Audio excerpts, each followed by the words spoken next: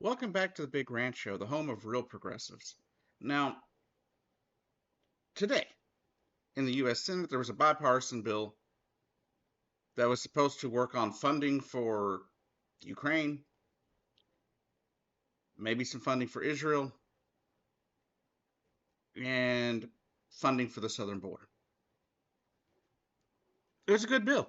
It's a bipartisan bill. It wasn't forced through by either party. It had a bunch of bipartisan support early on. And then Donald J. Trump stuck his head into the put his nose in everything. And guess what? Now it's off. It failed. Why did it fail? Because, like I said, Donald Trump said so. Donald Trump told Republicans to block it. The Republicans have been crying for years that there's a crisis at the border, that we're being invaded.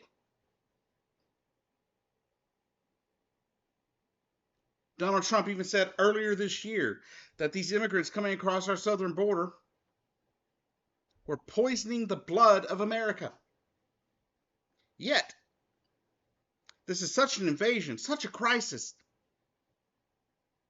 that even with the head of the Border Patrol saying this is the most strict rules, the most strict bill for monitoring our border and taking care of the situation at the southern border in decades. One of the best bills they have seen. Yet Republicans blocked it today. You'd think, oh, well, maybe they blocked it because of the, funding to Ukraine. No, that wasn't even part of the vote. That failed. They're actually now voting on the stuff for Ukraine and Israel as we speak. But what happened is Donald Trump said no, he wants to be the one to fix it.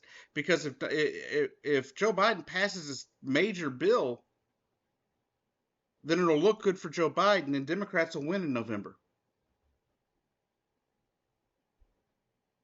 They can't run against Joe Biden on the border if they pass a bill that helps solve the border problem. That's really not much of a problem at all. As I mentioned yesterday, I believe in the video that I posted yesterday, I mentioned anyhow, that the only people that the locals in the Eagle Pass area down in Texas feel that are invading the area are the white Christian nationalists that are coming down there, the Nazis that are coming down there, the white supremacists that are coming down there. Those are the ones that are invading the area, according to locals. But this is the problem, right? The people coming across the border is the problem. But that's what Republicans have been telling us. That's what they've been screaming ever since Joe Biden took office, that, oh, the border's wide open. The Biden administration isn't doing anything to help it. Oh my God, what are the liberals doing? They're trying to destroy the country. Then today, when a bipartisan group of senators have come together with a bill that will help solve some of the issues that people are having at the border, that would have even given the authority to Joe Biden to shut down the border if we could not curtail the people coming across illegally. But let me show you some stuff, and I'm going to read a little bit from an article here that describes what is in this bill. Okay? So let's see. Here's the key, here are key changes included in the bill. Okay, this is from CNN Politics, so take it for whatever it is, right? But this is straight from the bill. These are things that are in the bill that would supposedly help the southern border. New emergency authority to restrict border crossings if daily average of migrants reach 4,000 encounters reach over 4,000 over 1 week span. That's basically the ability for the president to shut down the border. If that metric is reached, the Homeland Security Secretary could decide to largely bar immigrants from seeking asylum if they cross the border unlawfully. That's a change to our current law. Current law says that even if someone is seeking asylum and they are even if they've crossed the border illegally, they can still seek asylum. That is the rules. Those are the current laws. This would have changed that. It goes on to say, if migrant crossings increase above 5,000 on an average per day basis on any given week, DHS is required to use the authority. If it encounters a reach of 8,500 in one day, the department is required to trigger the authority once again. But the federal government is limited into how long they can use the authority. In the first year, the government can use it for 270 days. That's a pretty long amount of time. That's most of the year. Then, and then the second year, they can use it for 225 calendar days, and then 180 in the third year. The authority would sunset after 3 years. It codifies a policy that requires the government to process at least 1,400 asylum applications at ports of entry when the emergency authority is triggered. So they would still have to take asylum seekers that came through legal ports of entry. So there's that much. It would raise the legal standard of proof to pass the initial screening for asylum, making it potentially more difficult for asylum seekers to pass. Now, this is something I disagree with. This is something I don't think we should be making it harder for people to seek asylum. I don't think that's reasonable. I don't think it's necessary. I don't think it's moral. But this was a compromise. The way American politics used to work. Some things you like, some things you don't. And you support it for the betterment of the nation. Not based on your party or who the president is or who the next president's going to be. But that's how the Republicans roll these days. It expedites the asylum processing timeline from 2 years down to 6 months, which would mean they would have to hire more judges and stuff to, the judges that spots that aren't filled right now because of Republicans would have to be filled for them to speed up this process. It introduces a new process in which U.S. Citizenship and Immigration Services would decide an asylum claim without it going through an immigration court system. The process doesn't apply to unaccompanied migrant children. But it says new process in which the U.S. Citizenship and Immigration Services would be able to decide asylum claims without having to go through a court. So it goes back to the previous one where I was like, you would need to hire more judges, which they probably still would need to. But if they're able to do it without having to go through a court for most of the asylum seeking people, then it would speed the process up even further. It would preserve the president's authority to designate a humanitarian role on a case-by-case basis. President Joe Biden has used the authority for Ukrainians, Afghans, Cubans, Venezuelans, Haitians, and other populations. That's something that all presidents have done, at least in my lifetime. Reagan did it, Bush Sr. did it, Clinton did it, Bush Jr. did it,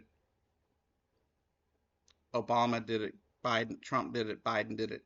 There you go. See, those are it just keeps that authority intact, and almost every president that I can think of in my lifetime anyway, my 44 years on this little round ball, have used it.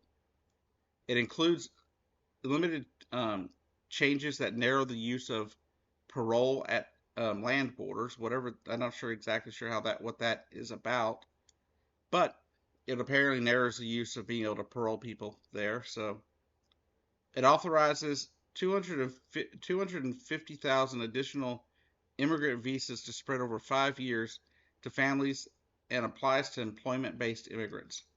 So people that are seeking employment in the U.S., there would be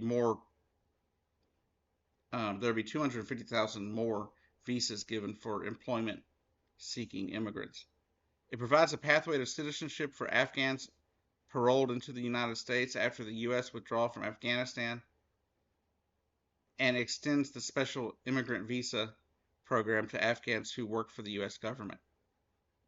All things that should be done, right? Most of this is reasonable stuff. Most of it would be helpful to the country. Now, like I said, I disagree with some portions of it, but it was a compromise.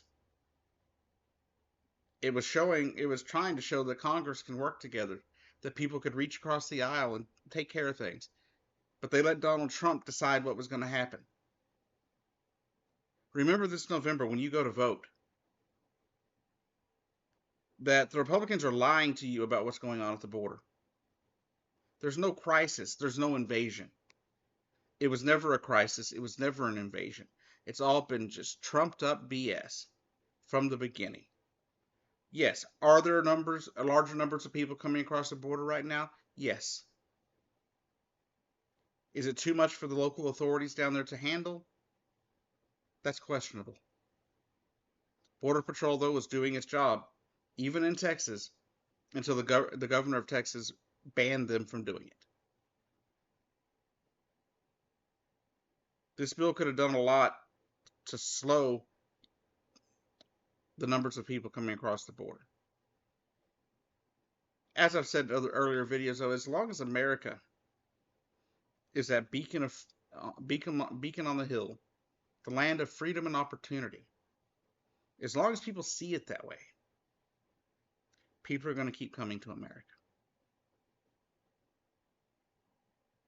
Because for all our faults and all our flaws, America is better than some places for a lot of people. So they're going to keep coming to this country no matter what we do. We could literally put up a 50-foot high, metal wall all the way up and down the entirety of the borders, all the way around the United States, all the way around all the beaches, through every area where someone could possibly come into this country. And people would still find ways to dig under it, or go around them, or fly over them.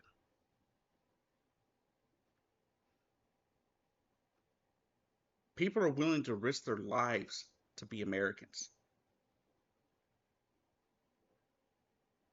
But clearly we don't care about that. I also find it very rich, very white at that too, that we are standing on stolen land, and we are concerned about people immigrating illegally.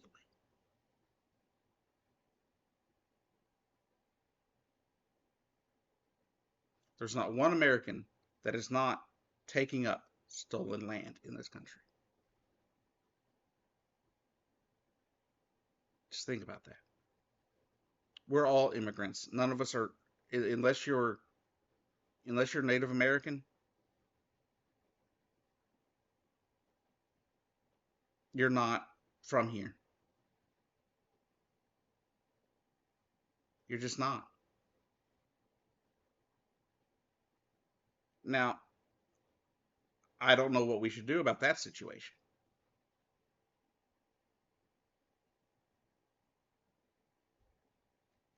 But we have a lot of issues between Native Americans and tribes and our local government here in Oklahoma. Lots of tribal lands, and there's a big brouhaha back and forth, mostly because Governor Kevin Stitt. That's an entirely different story, and for an entirely different video. But the fact is, coming this November, you're going to have a choice: Joe Biden or Donald J. Trump. Remember, Joe Biden has been trying to get this passed for years. New reforms for immigration, to curtail the number of people coming across illegally, to make it harder for people that enter the country illegally to stay, to change our asylum laws, to make it to where you have to go to a legal port of entry. He's been trying this since the day he was elected. The only thing Joe Biden did differently was he stopped putting kids in cages outside, and he stopped militarizing the southern border. Remember as well, though, that Trump only militarized the Texas border. Now, there are 4 states along that southern border. 4, if I believe. Let me count.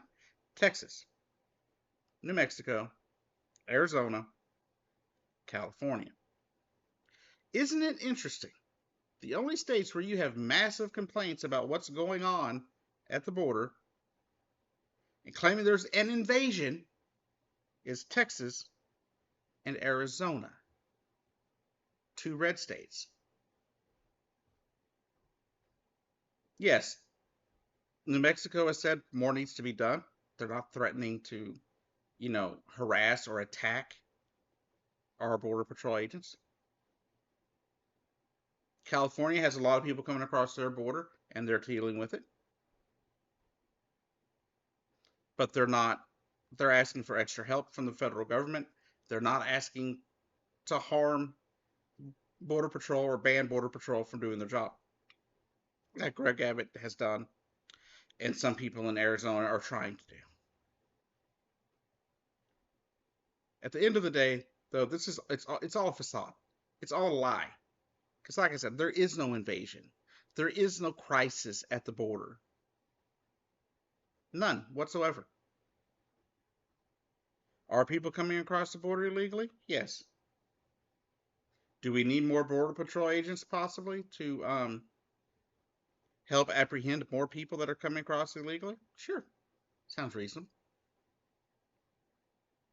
Sounds absolutely reasonable.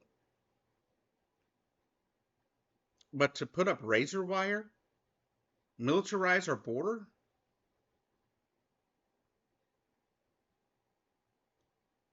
having governors threatening to shoot people that come across the border illegally, there are definitely more humane ways to deal with the people coming across the border, even when there are searches.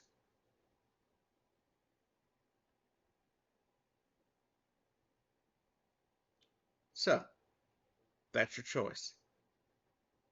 A president who has been trying to fix the southern border issues versus a person who has been lying to you for years, telling you that there's an invasion at the border that's poisoning the blood of America,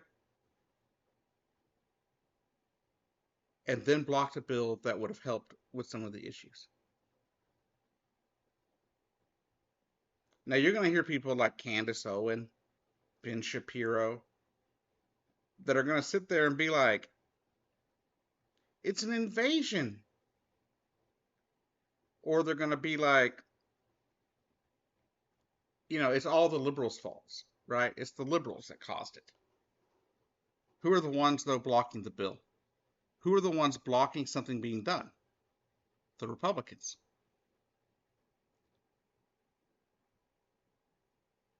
But you're going to hear these people complaining, claiming that these people coming across the border are drug smugglers and sex traffickers.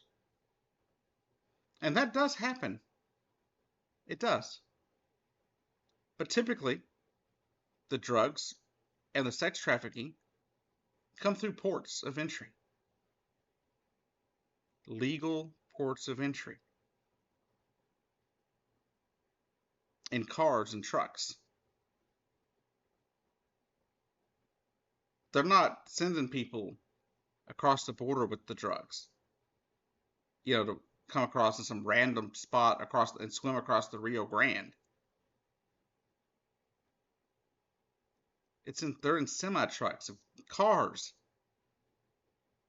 truck trailers.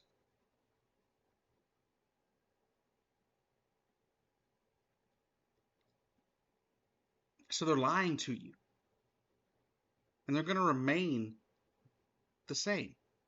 They're going to keep lying to you about it. They're going to keep coming up with fabrications about why this bill didn't get passed, about why nothing's being done about it. They're going to try to convince you that Joe Biden is the whole reason for why these people are coming in. And I remind you, almost nothing has changed. The only difference between Trump and Biden is the militarization of our border that Trump did and the putting children in basically dog cages outside. That's the difference. That's it. No laws have changed. The only thing that may have changed at all was an executive order that was passed by Trump during the start of the COVID pandemic, which made sense at the time. What was it? Article 41, I think they called it, for basically it gave the president the authority to close the border due to national emergencies or health crisis, which we were going under. But of course, we could have fixed this. We could have prevented it from getting into the country as easily and spreading like it did had Trump used his authority faster and wasn't so concerned with hurting the feelings of the president of China. But that's for another story. But at the end of the day, they're lying to you. Just remember that. Thank you for watching. To any new watchers out there, new subscribers, thank you for joining us here at the Big Rant Show. I always like being able to spread more information to people, get people, more honest answers than you're going to get from the mainstream media, especially from the right-wing media. But no, deep down, I am a progressive. My channel will lean left often. And you're going to see a lot of things a lot of content that you might not have seen before. You're also going to see a lot of stuff about helping the poor, helping those that are struggling.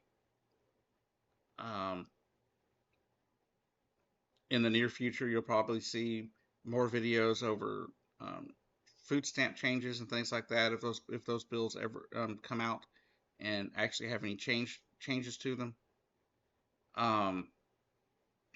But at the end of the day, I'm always going to try to do what's right. I'm always going to try to, talk about, human rights and taking care of each other. That's what you're going to see here a lot. Also, it's the end of this video, and it's not really the best place for it, but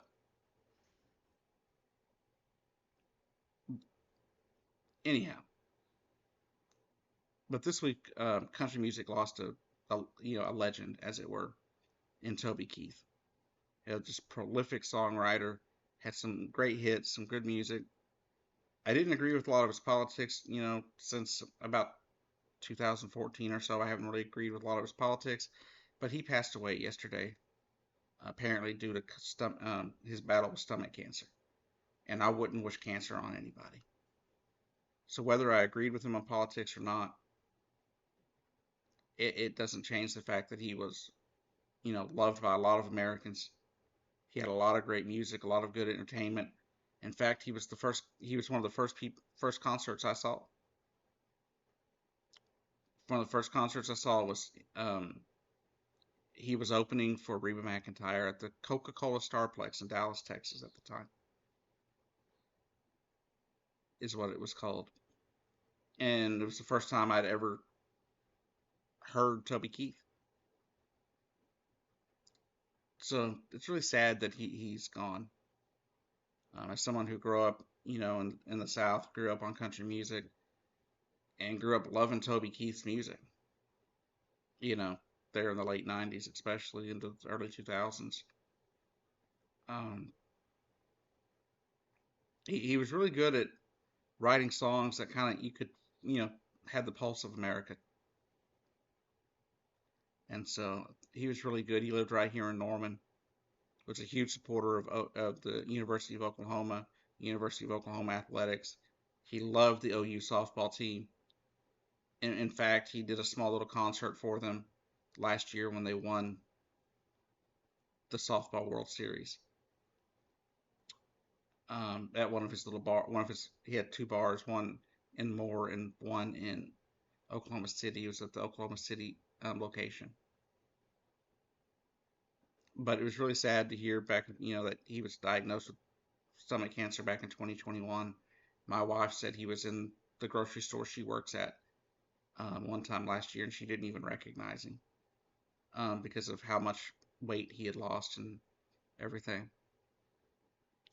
But it's just sad, because a lot of people here, people here know Norman, know him, not just as, the rich country singer that he is, but just as a normal, everyday guy. I never had the the chance to meet him, which I would have loved to have done. I didn't realize he lived in Norman until about 2 weeks ago. I figured he lived in Moore or up in Oklahoma City. Um, but I guess that would explain why he was at my wife's store that she works at. So, anyways, my condolences uh, to Toby Keith's family, his wife, his children, and his friends, his other friends and family. I know y'all are going through a rough time, um, and um, it's just a sad time here in Oklahoma. All right, y'all have a great day, and I'll see you.